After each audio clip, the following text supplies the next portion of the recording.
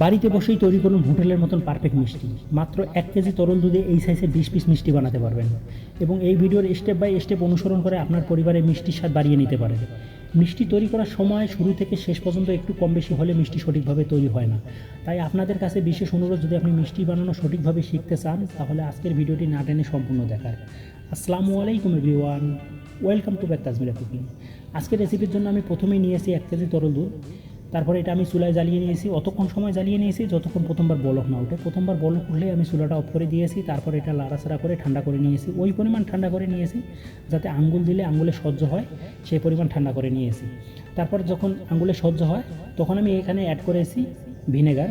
আপনাদের বাসায় যদি ভিনেগার না থাকে কোনো সমস্যা নেই, সেক্ষেত্রে আপনারা লেবুর রস ব্যবহার করবেন। এবং ভিনেগার বলেন বা লেবুর রস বলেন, দেওয়ার সময় একটা জিনিস খেয়াল রাখবেন, আস্তে আস্তে দিবেন এবং লাড়াচাড়া করবেন। যদি আপনি একবারে দেন সেক্ষেত্রেও আপনার ছানা কাটা হবে, বাট সেই ছানাটা ড্রাই হয়ে যাবে, দুধটা মানে মিষ্টিটা ফেটে যাবে। সেজন্য আপনাকে আস্তে আস্তে দিতে হবে এবং লাড়াচাড়া করতে হবে। তারপর যখন সম্পূর্ণরূপে ছানা এবং পানি আলাদা হয়ে যাবে তখন আপনারা এটা সেঁকে নেবেন। সেঁকে নেওয়ার জন্য সবচেয়ে ভালো ওয়ে হইতেছে যে কোনো ধরনের জর্জেট কাপড় অথবা সুতি কাপড়, জর্জেট কাপড় অথবা সুতি কাপড়ে সেঁকে নেবেন, তাহলে সঠিকভাবে পানিটা নিষ্কাশন হবে এবং মিষ্টিটা সঠিকভাবে তৈরি হবে। তারপর যখন আপনারা দেখেন ঢেলে নিয়েছি, ঢেলে নেওয়ার পর এটা আমি প্রথমে বেঁধে রেখে মানে বাঁধবো, বেঁধে রেখে দেবো। যতটুকু পানি নিষ্কাশন হয়ে যাবে অটোমেটিকলি। এর ফাঁকে আমি প্রথমে একটি প্যানে প্রথমে পানি দিয়ে নিয়েছি, পানি দেওয়ার পরে এর সাথে অ্যাড করেছি চিনি। এই মিষ্টির শিরা তৈরি করা একেবারেই ইজি। আপনারা যে কোনো যদি 100 গ্রাম চিনি দেন সেক্ষেত্রে আপনারা 300 গ্রাম পানি দিবেন, পানি দিলেই আপনার শিরাটা সঠিকভাবে তৈরি হয়ে যাবে। তারপর এখানে আমি অতিরিক্ত ফ্লেভারের জন্য অ্যাড করেছি 2টা এলাচ এবং একটু দারচিনি। তারপরে এই চিনিটা না গলা পর্যন্ত আমি লাড়াচাড়া করে নিয়েছি। লাড়াচাড়া যখন চিনিটা গলে গেছে তখন চুলাটা একেবারে লো হিটে রেখে আমি মিষ্টির কাজটা তৈরি করেছি।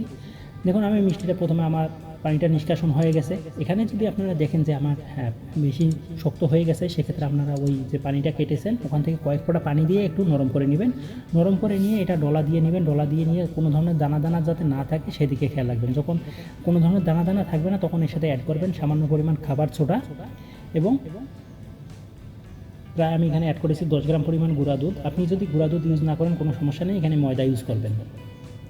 ময়দা ইউজ করার পরে এটা ভালো করে ডোটা তৈরি করে নেবেন, ভালো করে মিক্সার করে নিয়ে ডোটা তৈরি করে নেবেন। ডোটা তৈরি করার সময় আবারও যদি দেখেন একটু একটু শক্ত মনে হইতেছে তাহলে আবার কয়েক ফোঁটা পানি দিয়ে একটু নরম করে নেবেন।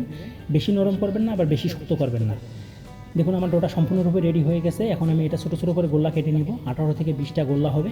গোল্লা কেটে নিয়ে আমি এটা যখন আমার গোল্লা সম্পূর্ণরূপে কাটা হয়ে গেছে তখন আমি এটা 2 হাত দিয়ে মিষ্টি আকারে শেপ দিয়ে নিয়েছি। দেখুন আমার সম্পূর্ণরূপে গোল্লা কাটা হয়ে গেছে। যখন গোল্লা কাটা হয়ে গেছে তখন 2 হাত দিয়ে আপনারা শেপ তৈরি করে নেবেন। শেপ তৈরি করার সময় আপনারা যদি মানে একটু সংকোচ লাগে সেক্ষেত্রে হাতের কয়েক ফোঁটা তেল দিয়ে নেবেন। তেল দিয়ে নিলে আপনার মিষ্টির শেপটা একেবারে পারফেক্টভাবে তৈরি হয়ে যাবে। তারপর মিষ্টির শেপটা যখন তৈরি হয়ে গেছে তখন আমি এটা চুলায় দিয়ে নিয়েছি। চুলায় দিয়ে এটা লাড়াচাড়া করতে করতে জ্বালিয়ে নিব। অতক্ষণ পর্যন্ত জ্বালাবেন যতক্ষণ পর্যন্ত মিষ্টি পারফেক্টভাবে সিদ্ধ না হয়। হ্যাঁ, মিষ্টি সিদ্ধ হবে কতক্ষণে? মিষ্টি সিদ্ধ হবে সর্বোচ্চ সময় লাগবে আপনার 25 থেকে 30 মিনিট। 25 থেকে 30 মিনিটের মধ্যে মিষ্টি সিদ্ধ হয়ে যাবে। এর কম সময় মিষ্টি সিদ্ধ হওয়ার কোনো অপশন নেই।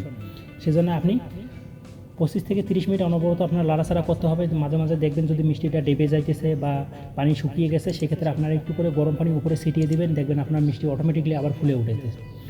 এভাবে আপনারা ধীরে ধীরে মিষ্টিটা তৈরি করে নিন। 25 থেকে 30 মিনিট পরে আপনার মিষ্টি অটোমেটিক সিদ্ধ হয়ে যাবে এবং মাঝে মাঝে এই 25 থেকে 30 মিনিটের ভিতরে আপনার 3 থেকে 4 বার কয়েক ফোঁটা করে পানি, গরম পানি উপরে ছিটিয়ে দিবেন।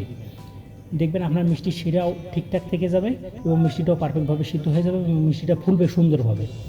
তারপর আপনারা সিদ্ধ হবে কি না হবে, হয়েছে কি না হয়েছে এটা বুঝবেন কীভাবে? হ্যাঁ, এটা বোঝার জন্য সবচেয়ে ভালো ওয়ে হইতেছে আপনারা মিষ্টিতে চাপ দিবেন। চাপ দিলেই বুঝতে পারবেন। যদি দেখেন যে আমি এক সাইডে চাপ দিলে আরেক সাইডে পর্যন্ত আঙুল যাওয়ার একটা সম্ভাবনা থেকে যাইতেছে তাহলে মিষ্টিটা সঠিকভাবে তৈরি হয়ে গেছে।